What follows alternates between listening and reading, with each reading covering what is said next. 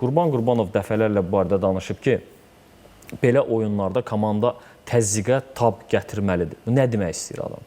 Baxın, Azərbaycan Premyer Liqasında elə oyunlar ola bilər ki, Qarabağ bir rəqiblə üz-üzə gəlsin və 90 dəqiqə ərzində ümumiyyətlə qapısında ona bir epizod verməsin. Bir nəfəsə oynasınlar, tamamilə öz kontrollarında olsun top, oyun üstünlüyünü öz tərəflərində saxlasınlar. Amma Çempionlar Liqasında Qarabağın belə oyun sərgiləməsi demək olar mümkünsüzdür. Çünki Benfica ilə məsələn 2 gol buraxmışdıq, Kopenhagenlə baxmayaraq ki, Qarabağ 2-0 hesablı qələbə qazanmışdı. Orada tirdən qayıdan bir zərbə var idi, orada bir neçə təhlükəli hücum var idi ki, gol olmadı. Və həmçində Atletik Bilbao'nun aydın məsələdir ki, burada rəqib epizodlara girəcək, gol vurmaq üçün yaxşı fürsətləri olacaq. Burada artıq biraz bəxt tərəfimizdə olmalı idi, biraz Kohalski yaxşı oynamalı idi ki, əslində Kohalski bir neçə dəfə kritik qurtarışlara imza atdı, bir neçə dəfə müdafiəçilərimiz çox yaxşı blok elədilər. Amma ümumən götürəndə, bax, mən deyərdim ki, burada ustalıq səviyyəsinin qələbəsi oldu.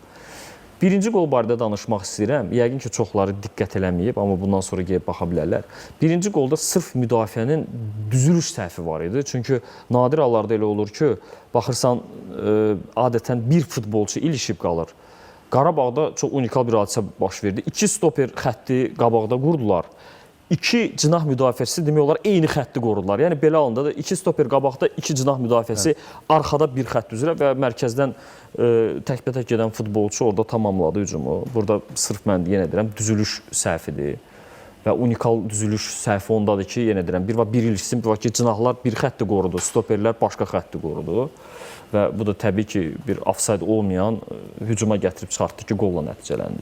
İkinci və üçüncü qollar bu uzaq məsafələrdən vurulan zərbələrdir. Bura artıq ustalıq səviyyəsinin göstəricisi idi. Çünki elə zərbələr idi ki, Kohalski hər nə qədər açılsa da ikincini dəf eləyə bilmədi. Üçüncü qolla bağlı ehtimallar var ki, bəlkə dəf eləmək olardı. Çünki üçüncü onun dayandığı yaxın küncə vuruldu. Amma ikinci qol uzaq küncə, onu çıxartmaq çətin idi. Ona görə bax, orada bilmirəm indi nə qədər qınamaq olar olmaz. Amma demək istədim odur ki, bir səviyyə fərqi var. Hər kəsin özünə uyğun bir gücü var və dediyimiz kimi hər oyunun bir hekayəsi də mövcuddur. Bu oyun belə alındı, çətin alındı.